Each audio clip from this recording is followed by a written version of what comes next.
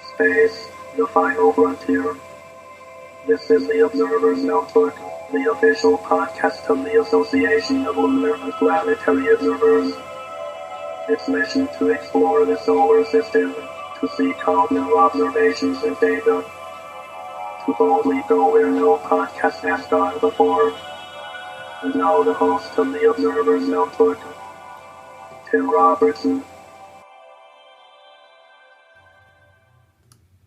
Hello and welcome to episode 193 of the Observer's Notebook, the official podcast of the Association of Lunar and Planetary Observers. I'm Tim Robertson, the host of the podcast and also the coordinator of the training program within the ALPO. Thanks for downloading and listening. The Association of Lunar and Planetary Observers collects and analyzes observations of various solar system bodies and associated phenomena, and publishes detailed reports concerning these bodies in its quarterly publication, the Journal of the Association of Lunar and Planetary Observers, also known as the Strolling Astronomer. This podcast depends upon donations from you, our listeners, to keep it alive. If you enjoy what you hear on the podcast, you can donate to it via Patreon by giving as little as $1 a month. If you feel even more generous, for $5, you receive early access to the podcast before it goes public. For a monthly donation of $10, you receive a copy of the Novice Observer's Handbook.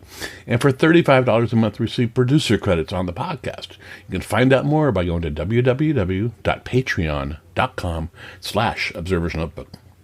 If you'd like to join the ALPO, membership begins at only $22 a year. Find out more at www.alpo-astronomy.org.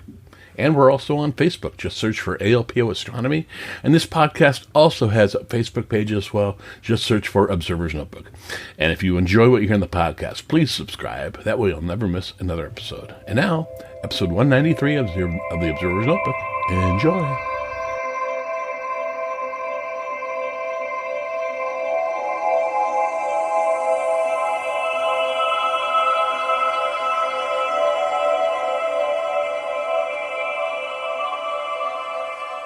All right, I'd like to welcome everybody back to this edition of the Observer's Notebook podcast. Today we have a returning guest to the podcast. I don't know if he remembers, but Bob King, the writer of Astro blog, Astro Bob. And he's an avid sky watcher both day and night and a member of the American Association of Variable Star Observers. He writes for Universe Today, Sky and Telescope Magazine, Duluth News Tribune, where he's also the photo editor. And he lives in Duluth, Minnesota. Welcome back to the podcast, Bob. Oh, great. Thank you, Tim. Very much. Great to be here. By the way, I've got to update you since that. Okay.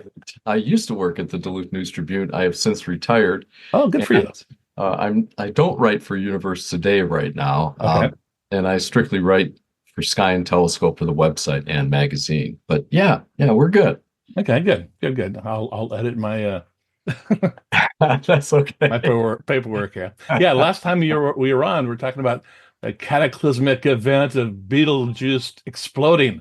Oh, yeah. That was what, we got to see a little more recently. We got to see the fading of Betelgeuse, which was just fascinating to watch because you didn't need any instrument at all. You could just use your naked eye and watch it change, over the weeks. I really thought something was going to happen. Secretly hoped for a supernova. But I think we all did, unlikely. And now we know the cause, of course. If predicting things like that were as simple as predicting the magnitude of a comet, it'd be easy. We could all do it. Right, exactly. Well, what the reason I contacted you is because you had a July article in Sky and Telescope, and it was called "Visual Observing versus Smart Telescopes Finding Harmony." And we're chatting a little bit beforehand. Part of my role with the Association of Lunar and Planetary Observers is I run the training program. And the training program trains amateurs to use their telescope and to observe. And there's no photography. It's all drawing what you see. Because when you do that, you train your eye, see more details and things like that. Absolutely. And the whole smart telescope thing kind of caught me off guard too. So what's your opinion of that?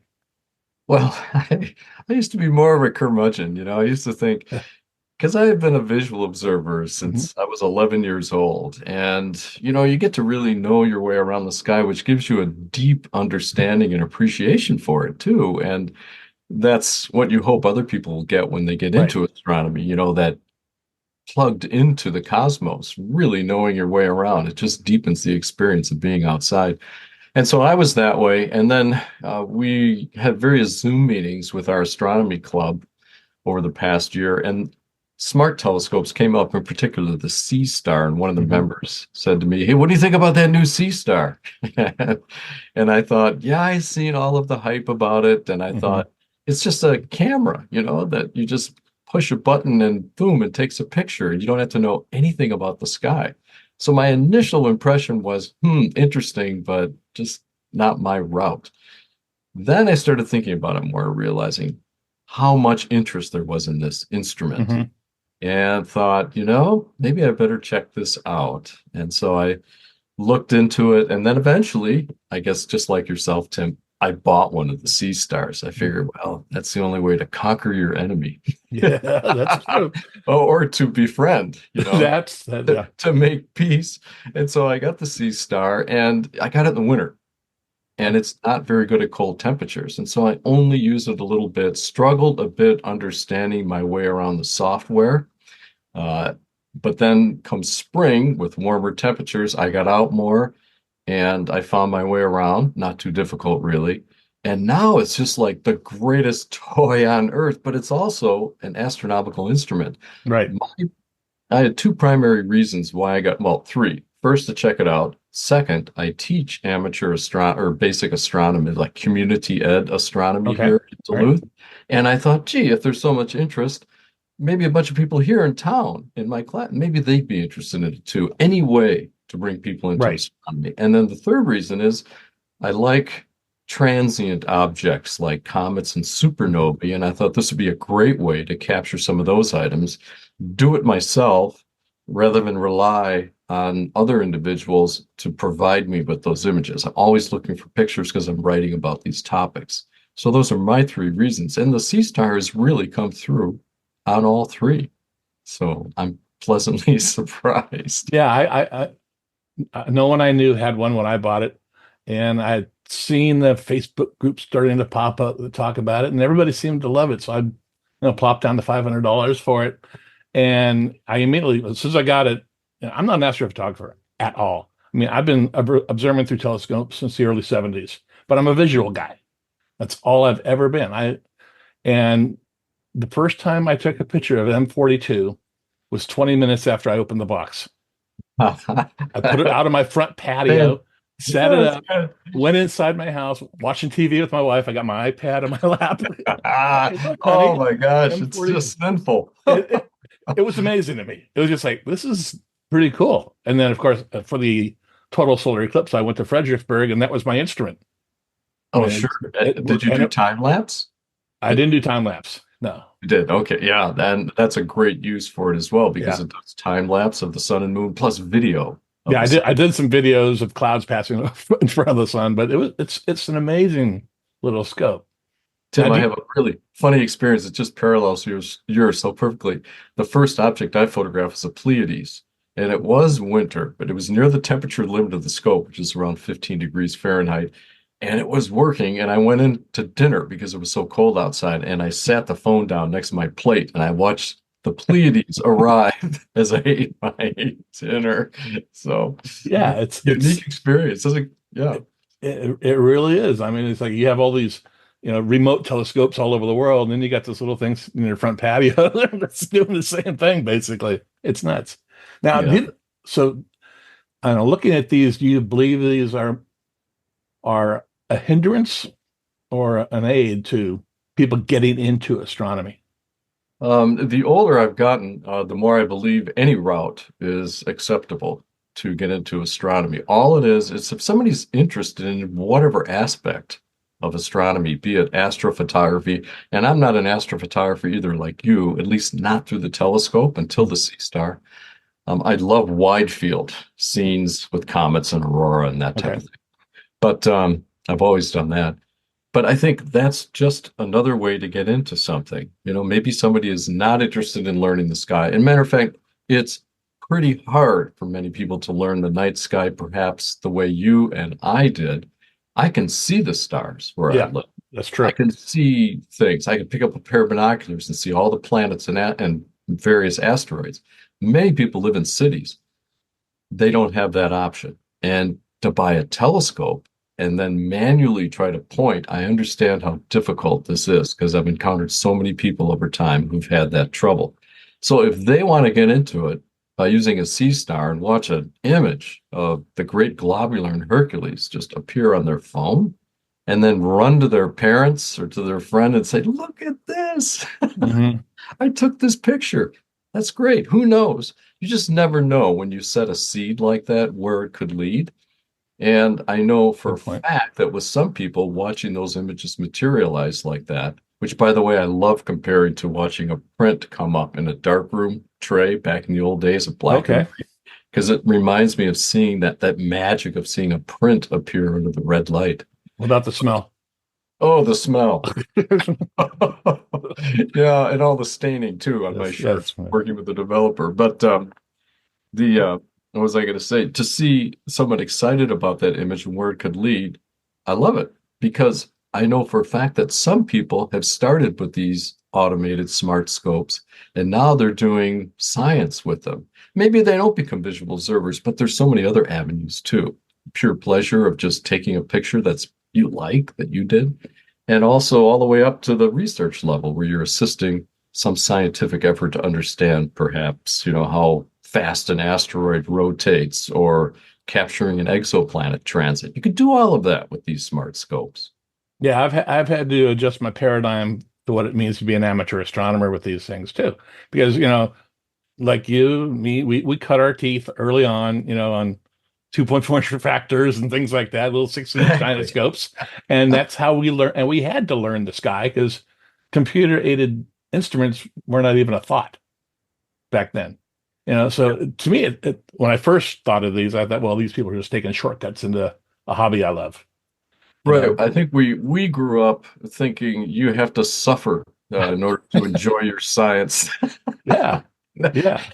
I mean, granted, there is value in some suffering, because there's the striving to see, understand, and the sense of conquest is maybe too big of a word, but success at achieving that goal. And sometimes there is some suffering. You might get bit up by mosquitoes, have to freeze. It's whatever you struggle. That struggle does make you kind of builds your character. But whatever route you pick, you're going to find troubles that you have to overcome along the way that will make you smarter and sharper. Yeah. So there's ZWO makes software updates to the program, practically monthly. What are you looking forward to using the telescope for in the future? You mean the current C-Star as it is, the 50 millimeter? Yeah, and I was just reading too. I didn't realize until not too long ago that it's an ALPO. It's a 3-element lens in that telescope. So, hence the sharp images and there's no chromatic aberration. But what do I look? I'm really excited about just in the next few months. I'm looking forward to using it to photograph Comet Sitchin-san. Not pronouncing. We'll just call it Comet A3 or Comet TA. Yeah, there you go. It's not Atlas, because hopefully it'll survive perihelion passage, pop into the morning sky and then into the evening sky. And I'm telling you that should make a great target for the C-Star or for wide field photography as well. So just in the moment, I'm looking forward to that. I am also any other comet that pops up. I'm ready to go, or supernova too. Yes. Yeah, and what about yourself? As far as using the telescope, do you have targets that you're looking for? I'm a comet guy. And, you're a comet. Okay. I'm a comet guy, but I've also heard that they're going to do the mosaic possibility with the telescope too. Like when you take a picture of M31, you just get the center of the galaxy. Well, they're going to set it up where it's going to take a series of photographs, and it'll build a larger size. Oh, you mean right within the app? Right within the app, yeah. Oh, that would be a wonderful thing because, you're restricted to for those listeners who aren't aware, the C-Star has just a fixed window of the sensor size. It shows you 1.3 by 0. It's a rectangle, 1.3 degrees long and 0.7 degrees wide.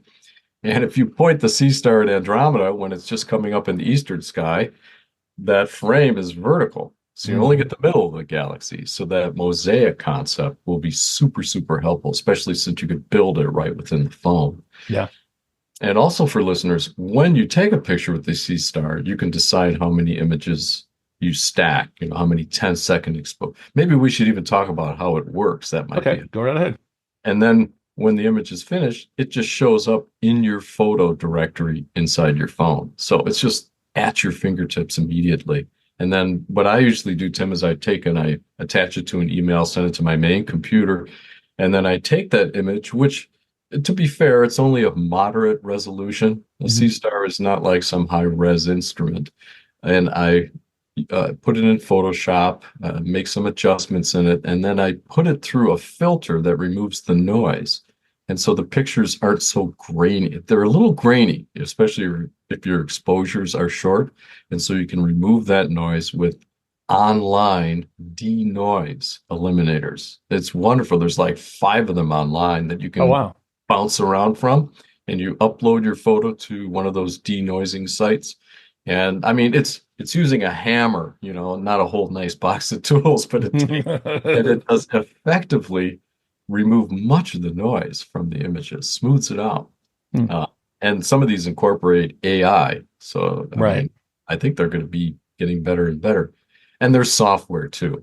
You can take and smooth out your images a bit using Cyril, which is free software. I don't know. Is that something you use, Tim? Yeah, I've just started to use it. Yeah. Okay. How is that to work with? I like it. It's fairly simple. Oh, good. I like simple. Okay, good. Yeah. Yeah. So did you want to go over just how it takes a picture? Yeah, go right ahead. Okay. First of all, it comes with its own tripod. So when you get the Sea Star scope, what you see online, you see this picture of it. It comes with that little tripod, so that's super handy. You don't have to buy that extra. And one thing that I have finally purchased, and I really recommend it, is a tripod leveling device. Is that also something that you would use? That's what I got. Yeah, that was the first thing I bought after I got the telescope. You're smarter than I am, that's for sure. I waited a few months, but now I have one. What a difference, because it's critical for the Sea Star that it be leveled. And Right. you level it using the app. Shows 2 green dots. When those green dots overlap, you are on level. And so it will accurately pinpoint something, show it on your phone, and you can begin your exposure. If you're not level, it's going to try and try and try and will not find it. So this tripod leveling device is super, super helpful. It uses little knobs, screws, so that you can individually change the axis, each axis. Anyway, so you set the telescope up, you level it, and then you pick a target. Now, you don't even have to know what to pick. If you're a total beginner, it has a list of objects for you to pick from, such as a galaxy or a star cluster, a planet, the moon.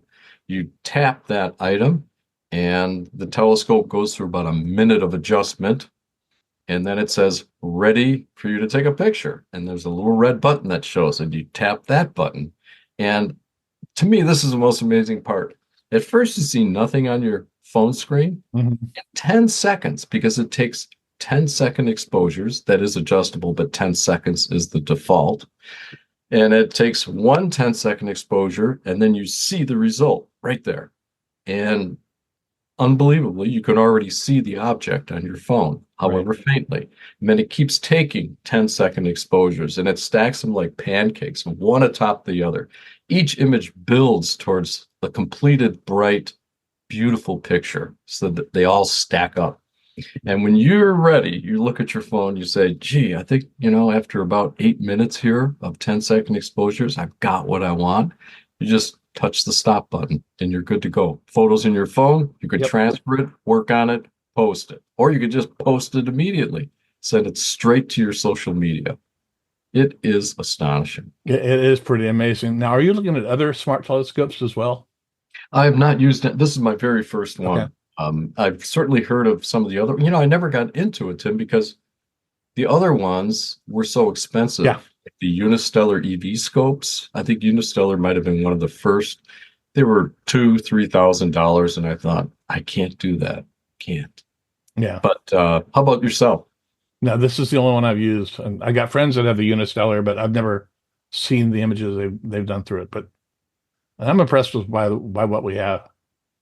What is the deepest object that you have photographed, or the faintest, kind of most unusual thing with your sea star? Wow. The image that surprised me the most was the Horsehead Nebula, because Oh. I thought this thing won't show the Horsehead Nebula. It's a little 15 millimeter, and like 3 minutes later, there it was on my screen. I was like, oh, okay, I know okay, what you what mean. can't I do with this now? So yeah, Yeah, it's yeah, I'm trying to think. One night I was out and I thought I just was getting silly with the telescope. The moon was waxing gibbous. It was about 2 days from full. And I thought, gee, I wonder if I might be able to get the Elephant Trunk Nebula, uh, Cepheus, which is a very faint emission nebula. But I figured, well, it is an emission nebula. And the Sea Star, I should mention, comes equipped with a narrowband filter.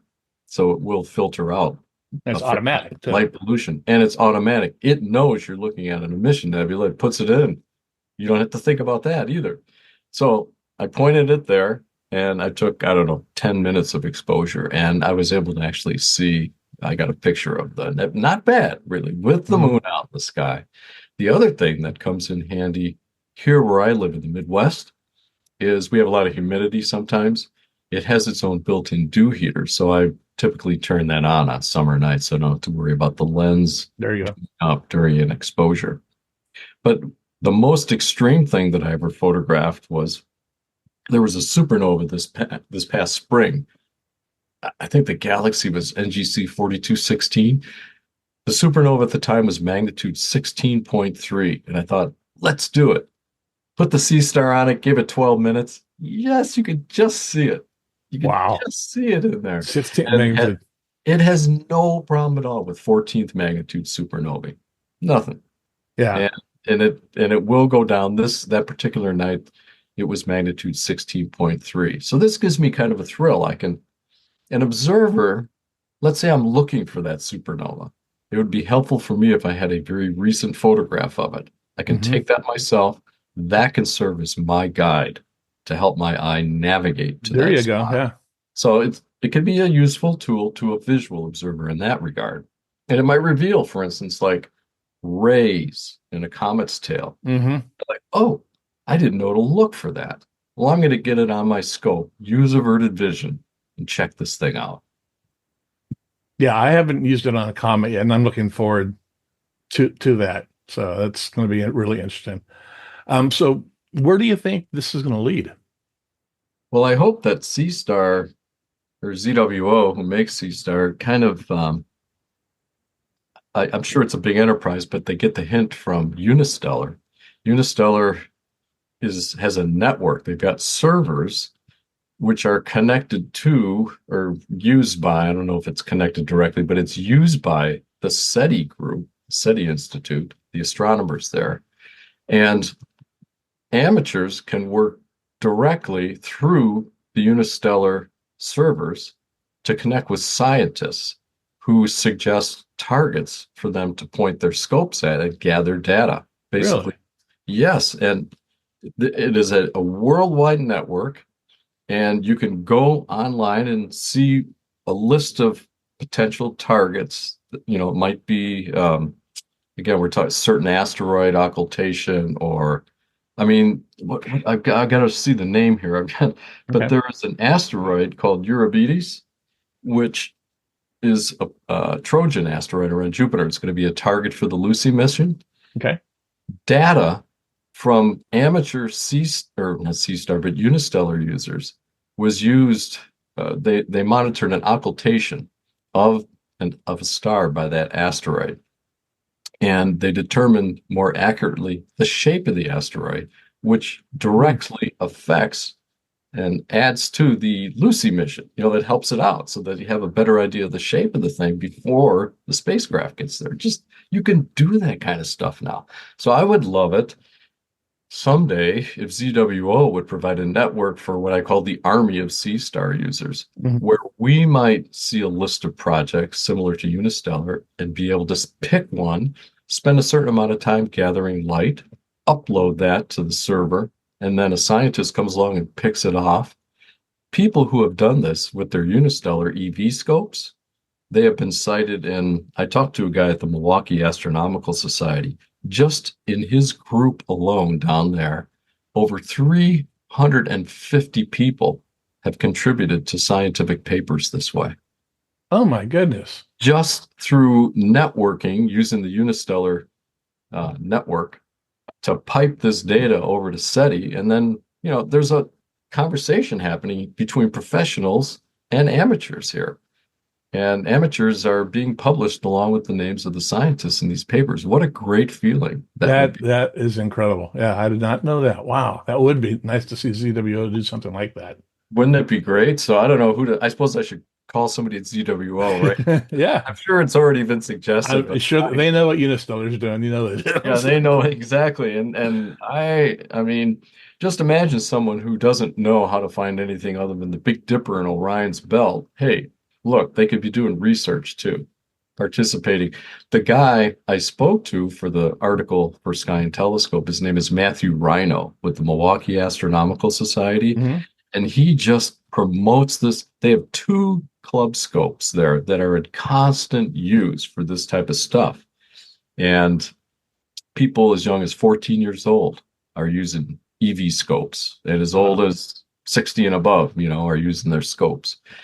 And when they get information that they gathered, when that's published, he takes and he told me, he says, I put their light curve from the article, I put it on the wall, I tape it to the wall of the observatory. I'm like, cool. Way to go, Matt. That's awesome. That's very, very cool. But anyway, so I'd love it if all of these, there's Celestron has one now too, right. Leonis, a bunch of different outfits now make these smart scopes. Yeah, I'm just amazed at the technology of this hobby. I mean, where it is today. I interviewed Scott Roberts probably 7 years ago for the podcast, and I asked, because he's been in telescopes forever. And I said, so where do you think it will be in the future? He goes, well, the future is going to be an eyepiece that's the camera. You look in the eyepiece and goes, and that's basically what we have. Yeah. And that was like 7 years ago, told me that. I'm like, I poo-pooed it at that time too. I said, no, I don't want to do that. I want to actually see it. But, wow. Well, that'd be another great stride. Of course, with each one of these strides, the price, I'm sure, goes up. But with the EV scopes, you have an eyepiece too. So you can view through your telescope, because it picks off some of the light so you can get an image while you're recording data. Whereas the C-Star is strictly, we're just taking a picture. Yeah. There's no eyepiece. It's a camera. Yeah. Right. But it's a camera, and listeners should know that too, but they can't look through the C-Star. True. It's just a camera. That's cool. So what else are you looking forward to in the future? Living as long as possible so I can see as many cool things in the sky. I want to see as many eclipses as I can and meteor showers. And Did you go to the April eclipse? You traveled? I did. I went down. Yes. Sky and Telescope asked me to help out on their Mexican eclipse cruise. It was 2 weeks on a ship along the Pacific coast of Mexico. Oh, very nice. And we, took various excursions along the way. I actually helped a farmer make a brick. Helped a farmer make a brick? Yes, I helped him. And anyway, that's a long story. But we went down for the eclipse, brought a little refractor with me. And on a couple of calmer nights, we did some observing of southern sky, deep sky objects. Of course, the centerpiece of the voyage was the total eclipse of the sun. And on the early morning of the eclipse, it looked like where we were headed would be threatened by clouds. And so the captain of the ship, who had never seen an eclipse himself, he changed course completely. And he put us under the most beautiful blue dome you can imagine. It was gorgeous for the eclipse. How about yourself? I was in Fredericksburg for it. Oh, Fredericksburg. That's right. Yeah. Fighting the clouds there. Did you get a little opening? Yeah. It's like 5 minutes before totality, sun appeared between a couple clouds, and the second the eclipse was over, we didn't see the sun the rest of the day. Oh my gosh! So I got some and I used a C-Star for that, and it was pretty nice. That's right. You kept focus, kept tracking the entire way. I mean, it was amazing little device. Did you, so the Sea Star, did it allow you then to just forget about photography? Yeah. Yeah. I had my iPad one hand. I was looking up with the other. Just I kept hitting take pictures and then I do videos and stuff. But it was Yeah, because no. that's another great use for it. I had a friend who he did video of the whole eclipse, and he said, I didn't use any other camera but that. Yeah. You just let it go. So that's, in that sense, it can free you up for a better visual experience Yeah. too. It's another benefit of technology. That's true. Yeah. It's pretty amazing. Well, Yeah. do you have anything else you'd like to add? I'm trying to think. I think I'm good. Did you have any other questions? No. I think this is good. All right. All right, Bob. Very Well, I good. want to thank you for coming on the podcast today. Yeah, thanks a lot, Tim. It's been fun. I appreciate it. All right.